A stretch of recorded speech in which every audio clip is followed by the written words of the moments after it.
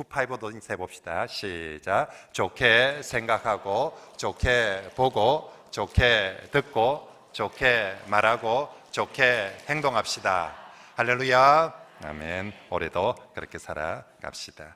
자, 이제 오늘 구주대망 2020년 새해 첫날, 정말 우리가 이 새해를 열어주신 하나님께 감사하면서 새해 첫날 세상의 다른 일출을 보러 가지 않고 예배 자리에 나온 여러분들을 정말로 환영하고 축복합니다. 우리가 새해 첫날을 하나님을 예배함으로 시작하는 성도들이 2020년 한 해 동안 늘 하나님과 동행하며 또 하나님을 예배하며 살아가시길, 하나님과 동행하고 늘 하나님께 제단을 쌓는 예배를 드리며 살아가는 그런 성도들이 되시길 축복합니다.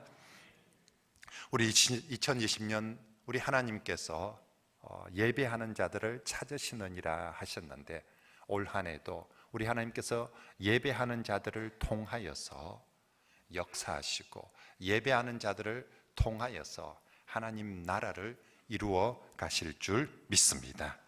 사람들은 누구나 새해를 맞이하면 새 마음 새 출발을 하고 싶어 합니다. 그래서 어떤 사람들은 해돋이를 보러 가고, 또 어떤 사람들은 떠오르는 태양 앞에서 소원을 빌고 새로운 결심을 하기도 합니다. 하지만 우리가 알다시피 그것은 참으로 부질없는 일입니다.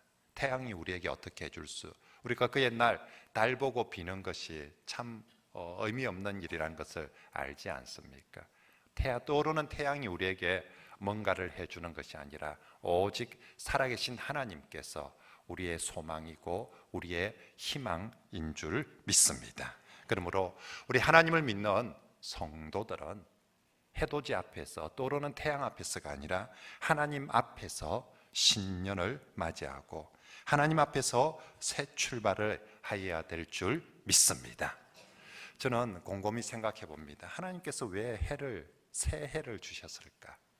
여러 유익됨이 있지만 제일 좋은 유익됨은 새해를 통해서 새 마음을 가져보라고. 그죠? 새해를 통해서 저는 이사를 하면 참 좋은 것 중에 하나가 뭐냐면, 이사하면서 새로운 결심을 하거든요.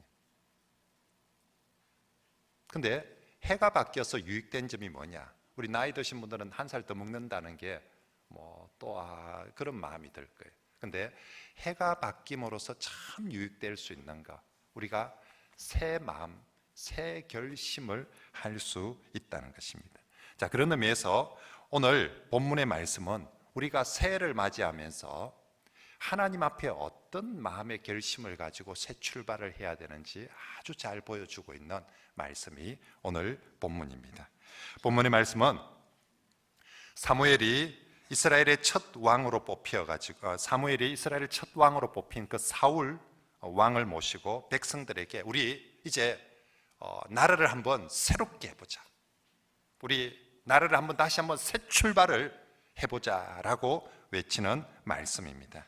그런데 예나 지금이나 그 시대의 상황이 참 불안하고 어수선합니다. 사사시대가 끝나고 왕정시대가 시작되는 시기입니다.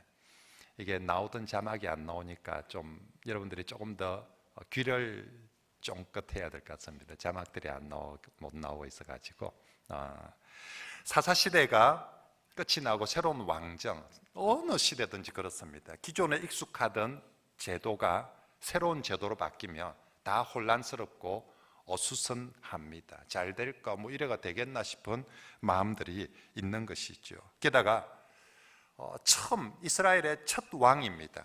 첫 왕이 사울인데 하필이면 이 첫 왕이 백성들이 기대하는 그런 왕이 아니었어요. 첫 왕이 가장 강력한 유다 지파에서 선출되었으며 유다 지파가 적극적으로 밀었을 겁니다. 목사님 딴 데 신경 쓰지 말고 우리만 밀어도 충분히 됩니다. 아니면 에브라임 지파라든지 이런 메이저 지파가 있어요. 큰 지파에서, 아니면 우리 유다와 에브라임이 연합할 테니까, 그래서 한번 밀어줄 테니까, 이렇게 하면 좀 좋을 텐데 하필 12지파 중에서 가장 작은 베냐민 지파, 얼마 전에 멸절될 위기가 있었던 게 베냐민 지파였습니다. 그런 지파에서 이름도 듣도 보도 못한 조그마한 사람 사울이라는 그런 무명의 사람이 왕이 되고, 이게 대선 선거를 했는데 뭐 민주당이나 한국당 같은 메이저 당도 아니고 조그마한 군소정당도 아니고 어디서 이름도 듣도 못한 무소속 출신이 갑자기 왕이 되어버린 게 사울 왕입니다. 그래서 정말 메이저 지파에 있던 유다 지파나 에브라임 지파는 입이 뿔통해가 있는 거예요. 이거 부정선거 아이가? 뭐 잘못된 거 아니까? 뭐 저런 사람이 왕이 돼가 이게 나라가 되겠나 지금?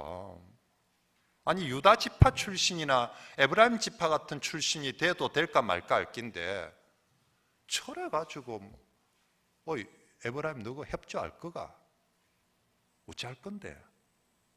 저리 뭐 족보도 없고 이름도 없는 저런 사람이 왕이 되고 첫 왕인데 이거 다시 한번 뭐 선거 다시 하자든지 제비뽑기 다시 하자든지 그래야 되는 거 아닌가 싶을 만큼 웅성웅성합니다. 그래서 10장 27절에 사울이 처음 딱 왕으로 제비뽑히고 났을 때 어떤 사람들은 새로운 왕으로 선출된 사울을 멸시했다고.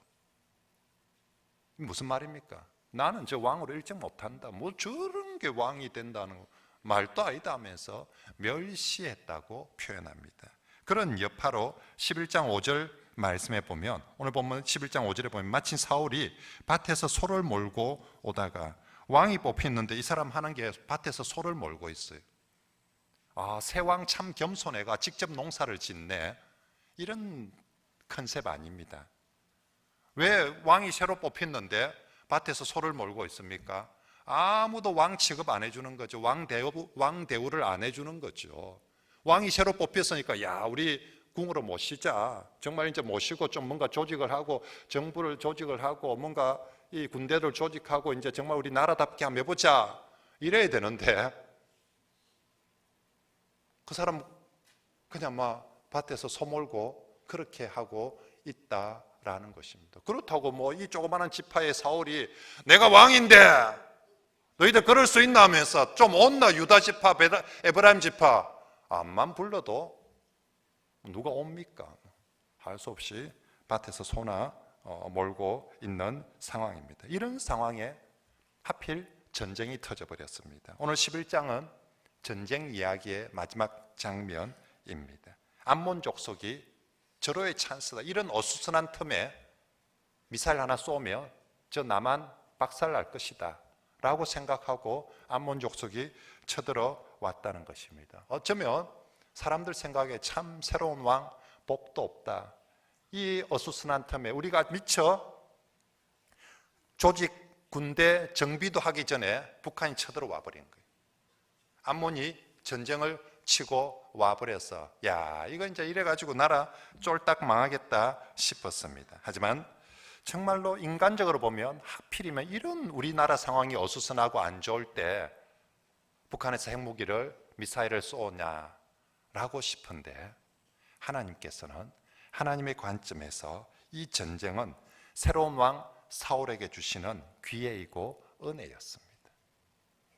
정말 인간적으로 보면 가장 좋지 않은 시기에 전쟁이 터져버렸는데 하나님은 결국은 이 정말 힘든 전쟁이었지만 이 전쟁에서 사울이 승리하도록 해주시고 이 전쟁을 발판으로 삼아 진짜 저 사람이 왕이구나, 왕인갑다 싶도록 인정을 해주는 사건이 바로 그 전쟁이었던 것입니다. 그렇습니다. 성도 여러분, 우린 항상 연말 연초 이런 상황이 되면 늘 제가 기억에 IMF 이후에 우리가 연말에 연초에 내년 좋다라는 해 뉴스에 한 번도 들어본 적 없는 것 같아요.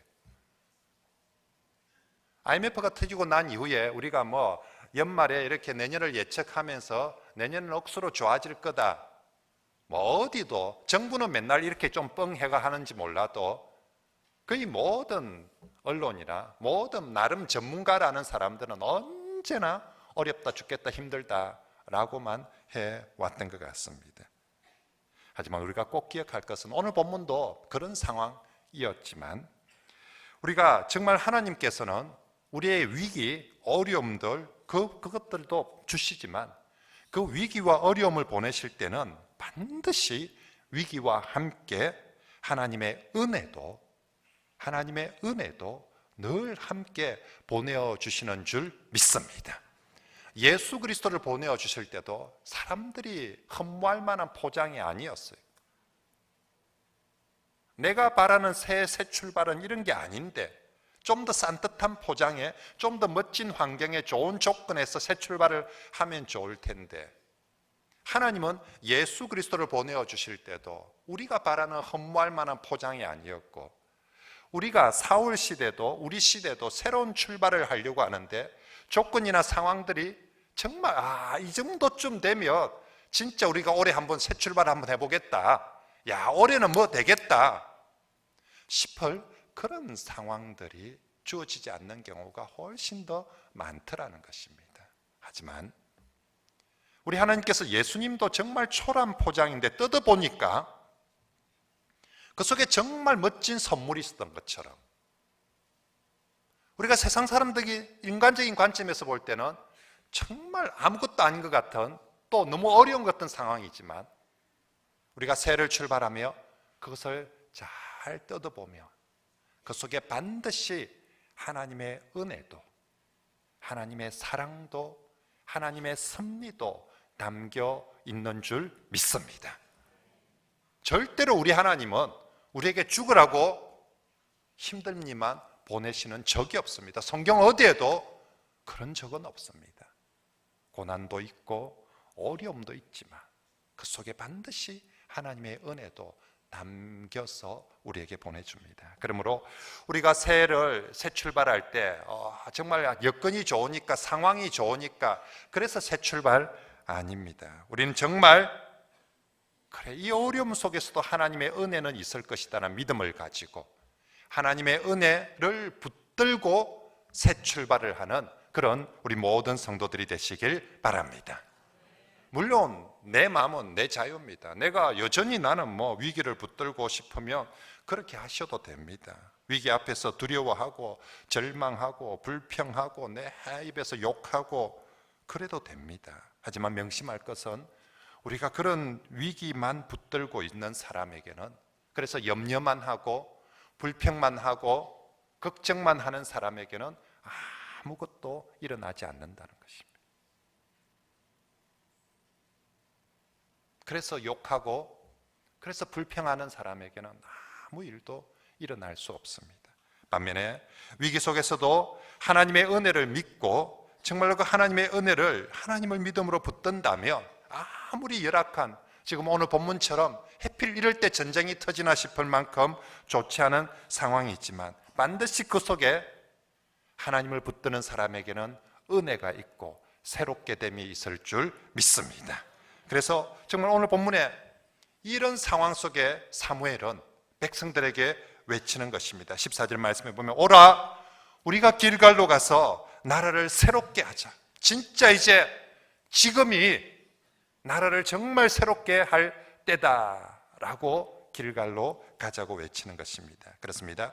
위기와 혼란, 어려움 속에서도 하나님은 얼마든지 나라를 새롭게 할 수 있고 가정을 새롭게 할 수 있고 교회를 새롭게 할 수 있습니다. 그러므로 이 한 해 2020년도 우리 성도들은 세상의 경기나 세상의 어떤 여론이나 언론들을 믿고 새 출발을 하는 것이 아니라 정말 하나님의 은혜, 나를 향한, 우리 교회를 향한 하나님의 은혜와 능력을 믿고 새 첫날 우리의 마음속에 나 자신을 새롭게 하자, 우리 가정을 한번 새롭게 하자, 우리 교회를 한번 새롭게 하자, 그렇게 하나님을 붙들고 새로운 결심을 하는 저와 여러분들이 되시길 축복합니다. 그러면 어떻게 오늘 본문에 이 어수선한 나라에서 어떻게 새 출발을 하고 있습니까? 먼저는 용서와 화해입니다. 사울의 지도력으로 전쟁에서 승리하고 나니까 사울의 지지자들, 사울 외치는 사람들, 아니 그 전까지는 사울을 정말 무시했는데 막상 진짜 우리가 질 줄 알았는데 사울이 이겼습니다. 이기고 나니까 갑자기 사람들이 사울 쪽으로 몰려오기 시작합니다. 그러면서 사울 외치면서 그 전에 사울 반대했던 사람들을 숙청하자고 합니다. 누가 사울 왕 안 된다 했노? 지금 사울 반대 집회에 참석했던 사람들 싹 쓸자고 합니다. 저것들이 있어가지고는 나라가 안 된다. 오늘 이참에 사울 반대 집회에 참석했던 사람들은 다 밀어버리자라고 그렇게 외치고 있습니다. 그런데 오늘 본문의 사울이 13절에 그러지 못하도록 합니다. 사울이 이르되 이날에는 사람을 죽이지 못하리니 여호와께서 오늘 이스라엘 중에 구원을 베푸셨음이니라. 아멘. 여러분, 오늘 이날만큼 내 반대파들을 숙청할 수 있는 절호의 찬스가 어디 있겠습니까? 사실 어제까지만 해도 사울을 지지하는 사람들이 10%도 안 됐어요. 그래서 진짜 왕 취임식도 못하고 있는 거예요. 여전히 밭에서 소를 미기가 되는, 소를 갈아야 되는 그런 상황입니다. 근데 전쟁이 딱 이기고 나니까 전부 다 사울 하면서 사울 반대했던 사람들 다 죽이자고 합니다. 진짜 오늘 이런 여세라면 반대했던 사람들 다 색출해가지고 적폐청산할 수 있을 것 같습니다. 그 시절에 뭐 재판이 필요합니까? 잡아서 그냥 싹 썰면 적폐청산인 거죠. 근데 사울은 그러지 말자라고 합니다. 오히려 용서하기로 결단합니다. 그리고 사무엘이 바로 그 용서 위에 나라를 새롭게 하자라고 백성들을, 숙청 후에 나라를 새롭게 하자가 아니라 용서 후에 나라를 새롭게 하자라고 외치고 있는 것이죠. 그렇습니다. 용서와 화해가 정말 우리가 무엇이든지 새롭게 하려면 거기서부터 출발해야 합니다. 용서와 화해 없이 가정이 새롭게 될 수가 없습니다. 용서와 화해 없이 교회가 새롭게 될 수 없고 나라가 새롭게 될 수 없고, 심지어는 용서 없이는 나 자신도 새롭게 될 수 없습니다. 용서하지 않으면 그것이 내게도 큰 족쇄가 됩니다. 우리가 지금 달리기 출발선에 땅 하면 뛰려고 하고 있습니다. 땅 하면 뛰어야 되는데 족쇄들이 내 발에, 내 손에 어그적 저 사람하고 걸려있고 이 사람하고 걸려있고, 그런 족쇄들이 물려있고 걸려있는 상황에서 땅 한다고 어떻게 제대로 출발이 될 수가 있겠습니까? 정말 우리가 제대로 출발을 하려면 용서하고 그 모든 몸의 짐이든 마음의 짐이든 관계의 짐이든 얽매였던 얽혔던 것들 풀어주고 새 출발을 해야 되는 줄 믿습니다. 인간의 역사는, 세상은 숙청을 하고 반대하는 사람들을 제거해버리고 없애버리고 새 출발을 하자고 합니다. 이게 세상 방식이고 인간의 방식입니다. 하지만 하나님은 숙청을 하고 이 반대하는, 이 싫어하는 사람 없애버리고 제거해버리고 새 출발을 하는 것이 아니라 용서해주고 새 출발을 하라라고 말씀하고 있습니다. 우린 그리스도입니다. 주님께서 보여주신 것처럼 하나님이 말씀하시는 대로 저와 여러분들이 2020년을 새 출발을 할 때 정말 용서하고 새 출발을 하는 그런 저와 여러분들이 되시길 바랍니다. 가정에서 용서해야 될 사람을 용서하고, 교회에서 용서해야 될 사람을 용서하고, 우리 구역이나 기관에서 용서해야 될 사람, 내 마음에서 용서해 주면 됩니다. 제가 마지막 주일날 해가 지나기 전에 용서합시다라고 설교한 그 말씀을 듣고 지난주 중에 어떤 성도님이 제게 전화 왔더라고요. 목사님 말씀 듣고 진짜 내가 정말 내가 딱 평생 내가 마음에 딱 품고 가려고 했는데 딱 마음에 딱 오기를 품고 그거 딱 그러려고 했는데 주일날 목사님 하신 말씀 듣고 목사님 제가 용서하기로 하고 용서했습니다.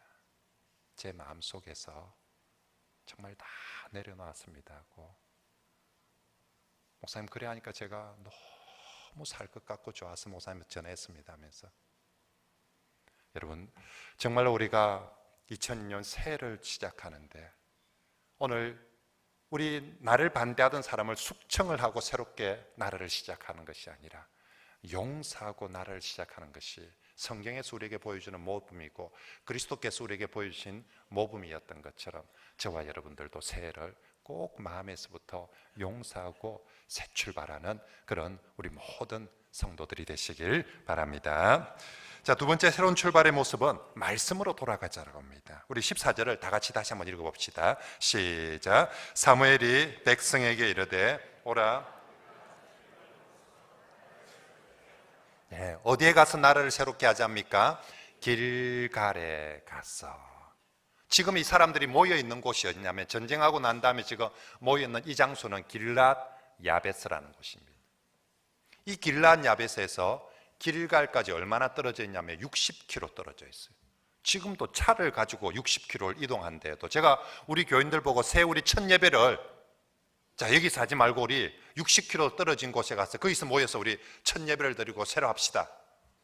어이구 목사님 이 많은 데리고 이 뭐 성도 이 사람들 데리고 60km를 어찌 간단 말입니까? 그냥 요 삽시다. 지금 차가 있는 시절도 제가 60km를 가자라고 하며 옛날에 여의도 순복음교회 조영기 목사님이 여의도 순복음교회를 여의도로 옮기자고 할 때 60km 아니었거든요. 강 하나 건너가면 됐었거든요. 그런데 온 교인들 난리가 났죠. 어떻게 저 허벌판에 저 한강을 넘어서 저쪽으로 간단 말입니까?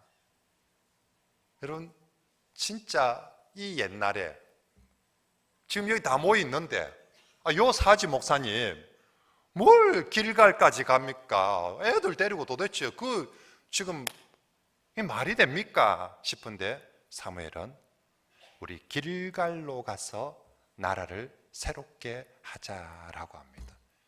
도대체 길갈에 뭐가 있기에? 길갈에 꿀단지가 있습니까? 길갈 가면 돈을 줍니까? 길갈에 성전이 있습니까? 길갈에 뭐 특별한 게 있는데 길갈로 가서 나라를 새롭게 하자라고 그렇게 외치고 있습니까? 그렇습니다. 그 길갈에 뭔가 특별한 것이 있습니다. 아주 특별한 것이 있습니다. 그 특별한 게 뭡니까? 바로 하나님의 약속이 있고요.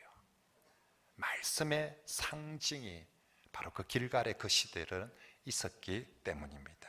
길갈은 아직까지 실로 성소가 세워지기 전에 예루살렘 성전이 세워지기 전까지는 길갈이 이스라엘 신앙의 중심이었습니다.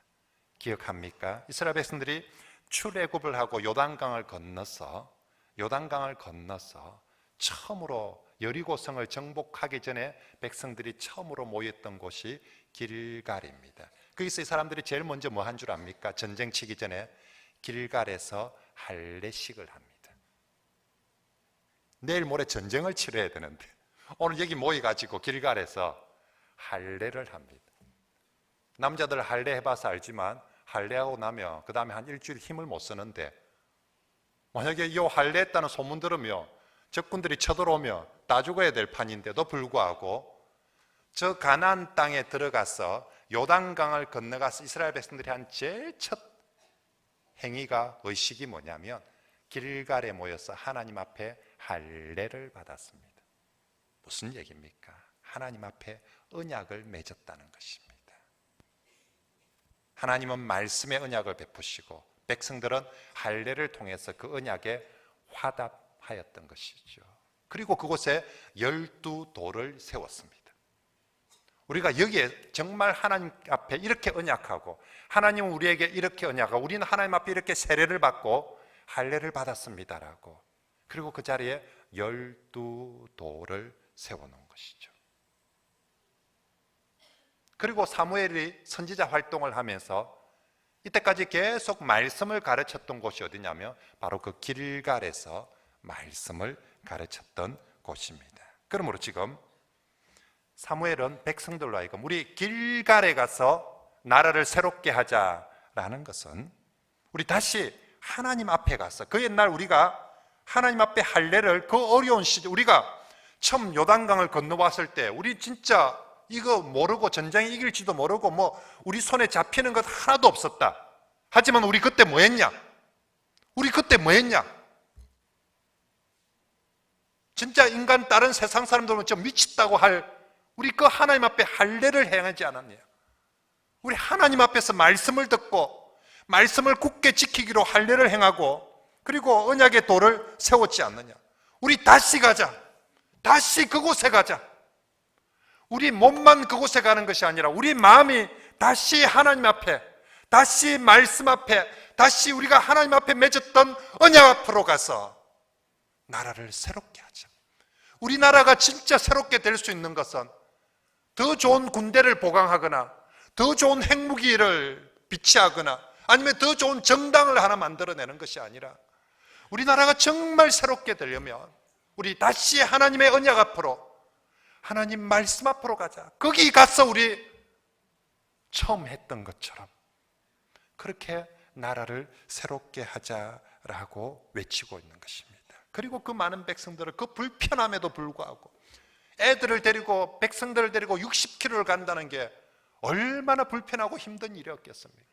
그 불편하고 힘듦을 감수하고도 우리 하나님 앞으로 말씀 앞으로 가자라는 것입니다. 여러분 2020년 우리 가정이든 교회든 또 우리 개인이든 어떻게 하면 진짜 새롭게 되겠습니까? 미국과 관계가 좋아지면 새롭게 될까요? 북한과 관계가 좋아지면 어떻게 하면? 우리가 정말로 새롭게 되는 것은 다시 우리가 본질인 하나님 말씀 앞으로 다시 하나님 중심, 말씀 중심으로 돌아갈 때 우리의 삶이, 우리의 가정이, 우리 교회가 정말 새롭게 새 출발할 수 있을 줄 믿습니다. 뭐가 더 중요한가? 지금 사무엘은 다른 어떤 것보다 우리가 다시 하나님 앞으로 말씀 앞으로 돌아가는 것이 가장 중요하다고 우리 길갈로 가서 그곳에서 나라를 새롭게 하자라고 하고 있습니다. 사랑하는 성도 여러분, 2020년 새 출발합니다. 우리 성도들에게 첫날 말씀을 통해서 권면합니다. 다시 성경을 잡읍시다. 그죠?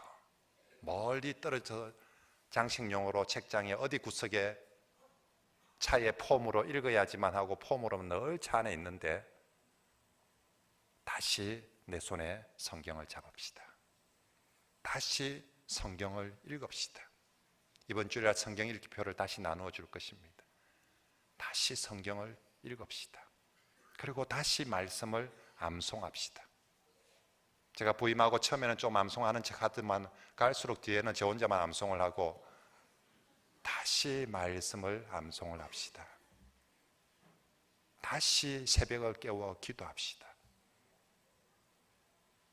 그죠? 특별히 우리 중직자 여러분, 다시 말씀 앞으로, 다시 기도의 자리로 나아갑시다. 그것이 진짜 새 출발하는, 우리가 엉뚱한 라인에 서서 출발을 해서는 안 되거든요. 하나님이 기뻐하시는 라인, 새 출발선은 길갈입니다. 다시 말씀 앞에서, 다시 하나님 앞에서 새 출발할 때 그것이 가장 하나님이 기뻐하시며 또 하나님께서 가장 박수치시며 우리를 복 주실 새 출발인 줄 믿습니다. 자, 마지막으로 우리가 새롭게 됨의 새 출발은 자기 희생을 통한 새로운 출발입니다. 여러분, 뭔가가 새로워지려면 첫째는 심령이, 마음이 바뀌어야 되고 두 번째 제도가 바뀌어야 됩니다. 그런데 그 제도의 변화 속에 반드시 변화되어야 될 게 뭐냐면 자기 희생을 통한 변화가 있어야 됩니다. 여러분, 우리나라 민주당이든 한국당이든 정권이 바뀔 때마다 모든 늘 외치는 게 뭡니까? 개혁. 이번에 또 선거를 앞두고 또 새로운 인사 영입, 사람 바꾸고 개혁하자고 하죠. 왜 안 됩니까? 사람도 때로는 바꿉니다. 제도도 바꾸어 봅니다. 네, 외치는 건 참신, 개혁, 새 출발. 근데 왜 안 됩니까? 자기 희생이 없거든요. 바꾸지 않은데 자기 중심으로, 자기는 조금도 손해가 보지 않는, 희생하지 않으려고 하니까 아무리 말로는 바꾸자 바꾸자 해도 나는 안 바뀌고 넘들 바꾸라는 거예요.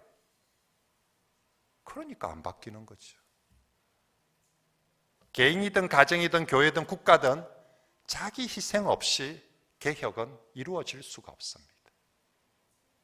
개혁되려면 반드시, 새롭게 되려면 내 희생이 바탕에 깔려야 새롭게 되는 거죠. 오늘 사무엘은 나라를 새롭게 하자고, 우리 길갈로 가서 나라를 새롭게 하자 외치고 있습니다. 자, 진짜로 나라가 새롭게 되면 어떻게 되는 겁니까? 그러면 사무엘은 물러나고 사울이 왕이 되고, 지금까지는 제사장 중심의 나라였는데 이제 나라가 새롭게 되자는 것은 왕정 중심의 새로운 나라를 만들자. 그러면 나는 어찌 됩니까? 사무엘은 뒷방늙은이 되는 거예요. 사울의 왕자리가 굳건하면 굳건해질수록 지금 이 사무엘, 말하고 있는 이 사무엘은 나는 은퇴하는 거예요. 내 자리는 나라가 새롭게 되어지고 왕의 자리가 굳건하면 될수록 내 자리는 없는 거예요.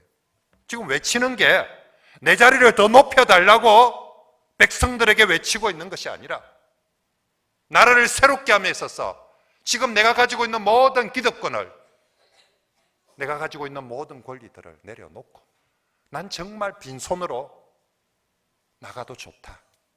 정말 이 교회가, 우리 가정이, 이 나라가 새롭게 된다면 내가 가진 모든 것을 내려놓겠다고 지금 사무엘이 나라를 새롭게, 그래서 사람들은 60km를 따라가는 거예요.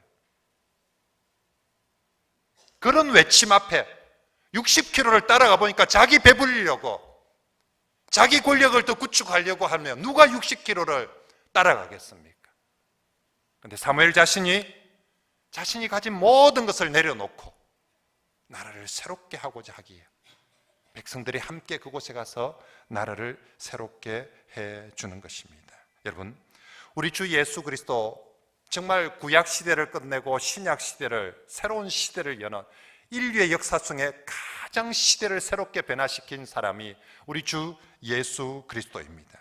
그런데 그분은 어떻게 새 시대를 여셨습니까?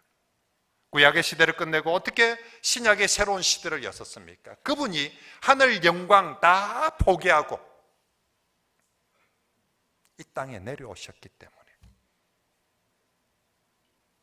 그리고 그분이 이 땅에 오셔가지고 내가 여기 왔으니까 나를 좀 알아봐 달라, 나를 인정해 달라 하는 것이 아니라 여기 내려왔어도 십자가를 지면서 자기 목숨도 내어놓고 자기 삶도 내어놓았기 때문에 십자가를 통해서 구속의 새로운 역사가, 새로운 구원의 시대가 열리게 되었던 것입니다. 우리 주 예수님께서 우리에게 보여주는 새로운 시작, 새로운 출발, 새로운 나라는 철저하게 예수님 자신을 내려놓고 자기를 부인하고 자기를 희생하며 자기 십자가를 짐으로써 새로운 시대, 새로운 나라를 이끌어 갔던 것입니다. 지금 사무엘이 길갈로 가서 나라를 외치자는 것은, 나라를 새롭게 하자는 것은 바로 그런 모습으로 새롭게 하자는 것입니다. 사랑하는 성도 여러분, 정말 2020년도에 우리가 새롭게 함의 결단, 우리 마음속에 있다면 그건 내 마음속에 내 자신에 대한 자기 희생, 자기 부인, 자기 포기, 그것을 마음에 그 결심부터 하고 모든 것들을 새롭게 출발하시길 바랍니다. 여러분의 가정이 정말로 새롭게 되려면, 새 출발하려면 남편이 변해야 됩니다. 남편의 자기 희생이 있어야 됩니다. 아내가 변해야 됩니다.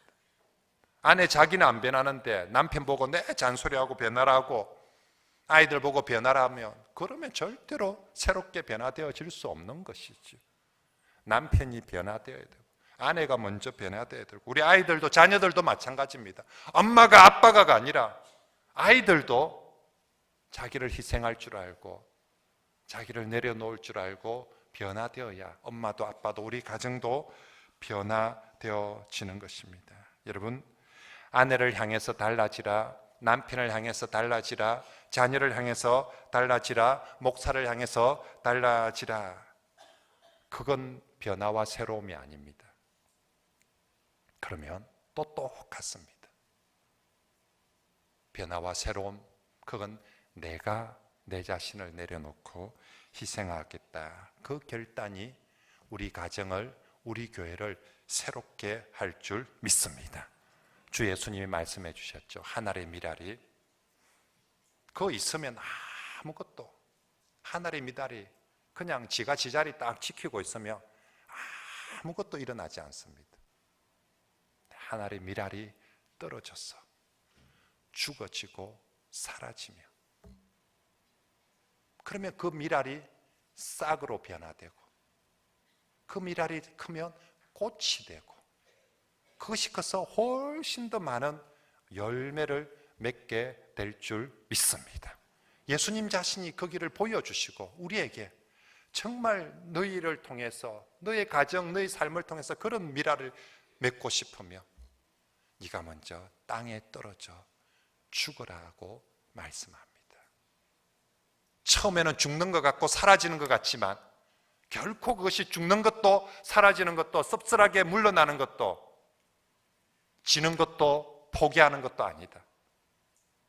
잠시 후면 새로운 싹으로, 새로운 열매로, 새로운 꽃으로 맺어지게 될 것입니다. 저와 여러분들이 그 믿음을 가지고 내가 하나님 말씀을 믿고 내 자신을 내려놓고 자기를 부인함으로써 새 출발을 하는, 내가 그렇게 할 때 우리 가정, 우리 교회가 반드시 새 출발하고 새로운 모습으로 하나님 앞에 나아갈 줄 믿습니다. 이제 말씀을 정리하겠습니다.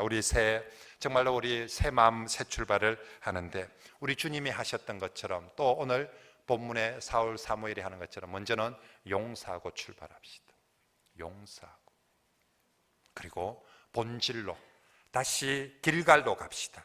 다시 하나님 앞으로, 말씀 앞으로 가서 거기서부터 새 출발을 합시다.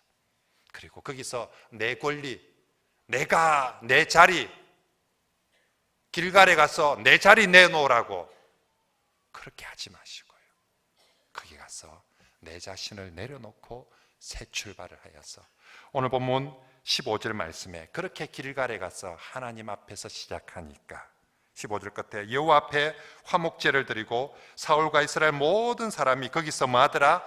크게 기뻐하더라. 그 교회에 정말 기쁨이, 하나님께는 영광이요, 그 교회는 큰 기쁨이, 그 가정에는 큰 기쁨이, 그 해는 큰 기쁨이 넘치는 그런 가정, 그런 교회, 그런 한 해가 되어졌음을 말씀합니다. 우리 교회가, 우리 가정이 이렇게 정말 새롭게 됨으로 큰 기쁨이 넘치는 교회 가정이 되길 축복합니다.